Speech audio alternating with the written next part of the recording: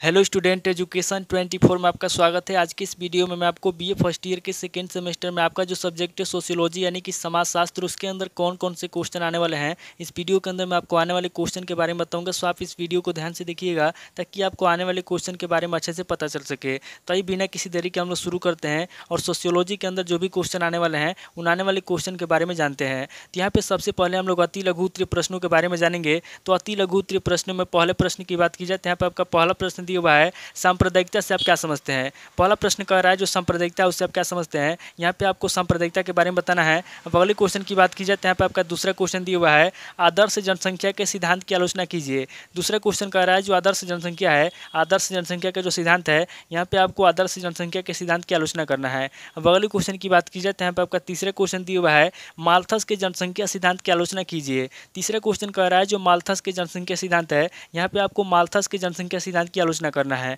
अब अगले क्वेश्चन की बात की जाए तो यहाँ पे आपका चौथा क्वेश्चन दिया हुआ है, पिछड़ा वर्ग का क्या अर्थ है। चौथा क्वेश्चन कह रहा है जो पिछड़ा वर्ग है उसका क्या अर्थ है। यहाँ पे आपको पिछड़ा वर्ग का अर्थ बताना है। अब अगले क्वेश्चन की बात की जाए तो यहाँ पे आपका पांचवा क्वेश्चन दिया हुआ है, संयुक्त परिवार का क्या अर्थ है। पांचवा क्वेश्चन कह रहा है जो संयुक्त परिवार है उसका क्या अर्थ है। अब अगले क्वेश्चन की बात की जाए तो यहाँ पे आपका छठा क्वेश्चन दिया हुआ है, धर्म का अर्थ एवं परिभाषा को संक्षेप में बतलाइए। छठा क्वेश्चन कह रहा है कि धर्म का क्या अर्थ है, उसकी परिभाषा क्या है। यहाँ पे आपको धर्म का अर्थ बताना है और उसकी परिभाषा को संक्षेप में बताना है। अब अगले क्वेश्चन की बात की जाए तो यहाँ पे आपका सातवां क्वेश्चन दिया हुआ है, हिंदू विवाह क्या है। सातवां क्वेश्चन कह रहा है कि हिंदू विवाह क्या है। यहाँ पे आपको हिंदू विवाह के बारे में बताना है। अब अगले क्वेश्चन की बात की जाए तो यहाँ पे आपका आठवां क्वेश्चन दिया हुआ है, जाति क्या है। आठवां क्वेश्चन कह रहा है कि जाति क्या है। अब अगले क्वेश्चन की बात की जाए तो यहाँ पे आपका नवा क्वेश्चन दिया हुआ है, गाँव या ग्रामीण समुदाय क्या है। नवा क्वेश्चन कह रहा है कि गाँव या ग्रामीण समुदाय क्या है। यहाँ पे आपको गाँव या ग्रामीण समुदाय के बारे में बताना है। अब अगले क्वेश्चन की बात की जाए तो यहाँ पे आपका 10वां क्वेश्चन दिया हुआ है, भारतीय समाज की विभिन्नताएं बतलाइए। 10वां क्वेश्चन कह रहा है जो भारतीय समाज है उसकी कौन कौन सी विभिन्नता है। यहाँ पे आपको भारतीय समाज की विभिन्नताओं के बारे में बताना है। अब अगले क्वेश्चन की बात की जाए तो यहाँ पे आपका 11वां क्वेश्चन दिया हुआ है, प्रजाति की विशेषताएं बतलाइए। 11वां क्वेश्चन कह रहा है जो प्रजाति है उसकी क्या विशेषता है। यहाँ पे आपको प्रजाति की विशेषताएं बतलाना है। अब अगले क्वेश्चन की बात की जाए तो यहाँ पे आपका 12वां क्वेश्चन दिया हुआ है, निर्बल वर्ग से कौन संबंधित है। 12वां क्वेश्चन कह रहा है जो निर्बल वर्ग है उससे कौन संबंधित है। यहाँ पे आपको बताना है कि निर्बल वर्ग के अंतर्गत कौन कौन लोग आते हैं, यानी कि निर्बल वर्ग से कौन व्यक्ति संबंधित है। तो टोटल आपके 12 क्वेश्चन हो गए जो आपसे अति लघु उत्तरीय प्रश्न में पूछे जाएंगे। अब आगे हम लोग लघु उत्तरीय प्रश्नों के बारे में जानेंगे। तो यहाँ पे लघु उत्तरीय प्रश्नों में पहले प्रश्न की बात की जाए तो यहाँ पे आपका पहला प्रश्न दिया हुआ है, कस्बा से आप क्या समझते हैं। पहला प्रश्न कह रहा है कि कस्बा से आप क्या समझते हैं। यहाँ पे आपको कस्बा के बारे में बताना है। अब अगले क्वेश्चन की बात की जाए तो यहाँ पे आपका दूसरा क्वेश्चन दिया हुआ है, भारतीय विधा अभिगम के स्रोत बतलाइए। दूसरा क्वेश्चन कह रहा है जो भारतीय विधा अभिगम है, यहाँ पे आपको भारतीय विधा अभिगम के स्रोतों के बारे में बताना है। अब अगले क्वेश्चन की बात की जाए तो यहाँ पे आपका तीसरा क्वेश्चन दिया हुआ है, प्रजाति का अर्थ एवं परिभाषाएं बतलाइए। तीसरा क्वेश्चन कह रहा है जो प्रजाति है उसका क्या अर्थ है, उसकी क्या परिभाषा है। यहाँ पे आपको प्रजाति का अर्थ एवं परिभाषा बताना है। अब अगले क्वेश्चन की बात की जाए तो यहाँ पे आपका चौथा क्वेश्चन दिया हुआ है, जाति प्रथा के दोष एवं हानियां बताइए। चौथा क्वेश्चन कह रहा है जो जाति प्रथा है उसके क्या दोष है, उसकी क्या हानियां हैं। यहाँ पे आपको जाति प्रथा के दोष बताना है और जाति प्रथा के हानियों के बारे में बताना है। अब अगले क्वेश्चन की बात की जाए तो यहाँ पे आपका पांचवा क्वेश्चन दिया हुआ है, प्रतिलोम विवाह क्या है। पांचवा क्वेश्चन कह रहा है कि प्रतिलोम विवाह क्या है। यहाँ पे आपको प्रतिलोम विवाह के बारे में बताना है। अब अगले क्वेश्चन की बात की जाए तो यहाँ पे आपका छठा क्वेश्चन दिया हुआ है, हिंदू और मुस्लिम विवाह में अंतर कीजिए। छठा क्वेश्चन कह रहा है जो हिंदू विवाह है और जो मुस्लिम विवाह उसमें क्या अंतर है। यहाँ पे आपको हिंदू और मुस्लिम विवाह में अंतर बताना है। अब अगले क्वेश्चन की बात की जाए तो यहाँ पे आपका सातवां क्वेश्चन दिया हुआ है, विशिष्ट धर्म क्या है। सातवां क्वेश्चन कह रहा है कि विशिष्ट धर्म क्या है।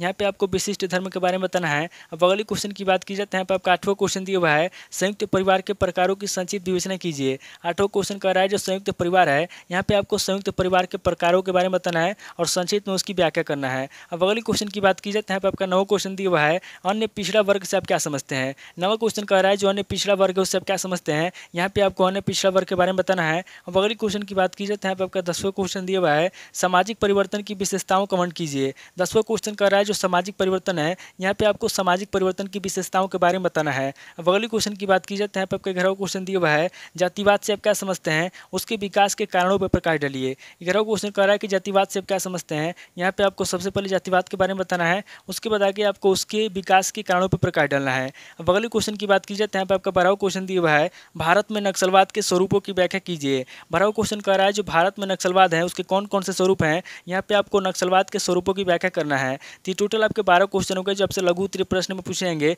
अब आगे हम लोग दीर्घ उत्तरीय प्रश्नों के बारे में जानेंगे। तो यहाँ पे दीर्घ उत्तरीय प्रश्नों में पहले प्रश्न की बात की जाए तो यहाँ पे आपका पहला प्रश्न दिया हुआ है, नगरीय समाज की मुख्य विशेषताओं का वर्णन कीजिए।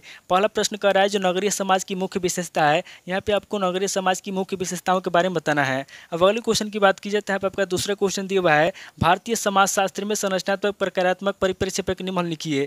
दूसरा क्वेश्चन कह रहा है जो भारतीय समाजशास्त्र है, यहाँ पे आपको भारतीय समाज में संरचनात्मक तथा प्रकारात्मक परिप्रेक्ष्य पर निम्न लिखना है। अब अगले क्वेश्चन की बात की जाए तो यहाँ पे आपका तीसरा क्वेश्चन दिया हुआ है, भारत में भाषा के आधार पर विविधता की विवेचना कीजिए। तीसरा क्वेश्चन कह रहा है जो भारत है, यहाँ पे आपको भाषा के आधार पर भारत में विविधता की विवेचना करना है। अब अगले क्वेश्चन की बात की जाए तो यहाँ पे आपका पांचवा क्वेश्चन दिया हुआ है, भारत में धार्मिक विश्वासों, संस्कारों, व्यवहार में विविधता बताइए। चौथा क्वेश्चन कह रहा है जो भारत में धार्मिक विश्वास है, संस्कार है और जो व्यवहार है, इनमें क्या विभिन्नताएं हैं। यहाँ पे आपको भारत में धार्मिक विश्वास, संस्कार एवं व्यवहार में विविधता बताना है। अब अगले क्वेश्चन की बात की जाए तो यहाँ पे आपका पांचवा क्वेश्चन दिया हुआ है, जनजाति को परिभाषित कीजिए, जनजातियों की प्रमुख समस्याओं की विवेचना कीजिए। पांचवा क्वेश्चन कह रहा है कि जनजाति को परिभाषित कीजिए। यहाँ पे आपको सबसे पहले जनजाति को परिभाषित करना है, उसके बाद आगे आपको जनजातियों की प्रमुख समस्याओं की विवेचना करना है। अब अगले क्वेश्चन की बात की जाए तो यहाँ पे आपका छठा क्वेश्चन दिया हुआ है, जाति की परिभाषा दीजिए तथा उसकी विशेषताओं की विवेचना कीजिए। छठा क्वेश्चन कह रहा है कि जाति की परिभाषा दीजिए। यहाँ पे आपको सबसे पहले जाति की परिभाषा देना है, उसके बाद आगे आपको उसकी विशेषताओं की विवेचना करना है।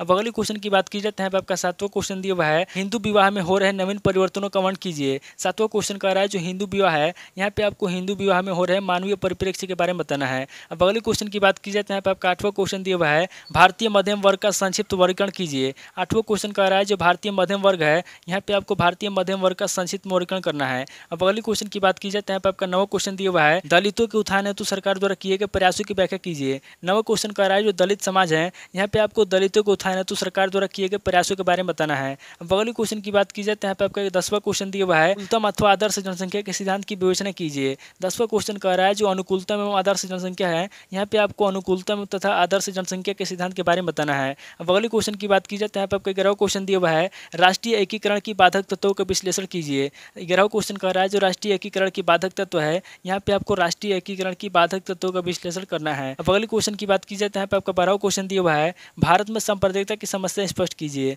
12वां क्वेश्चन कह रहा है जो भारत में सांप्रदायिकता की स्थिति है, यहाँ पे आपको भारत में सांप्रदायिकता की समस्या को स्पष्ट करना है। टोटल आपके 12 क्वेश्चन हो गए जो आपसे दीर्घ उत्तरीय प्रश्न में पूछेंगे। तो इस वीडियो के अंदर मैंने आपको अति लघु उत्तरीय प्रश्न, लघु उत्तरीय प्रश्न और दीर्घ उत्तरीय प्रश्न तीनों तरह के प्रश्नों के बारे में बता दिया। आप इन तीनों तरह के प्रश्नों को नोट कर लीजिए और किसी किताब से सीरीज से मिलाकर के याद कर लीजिए। थैंक यू दोस्तों।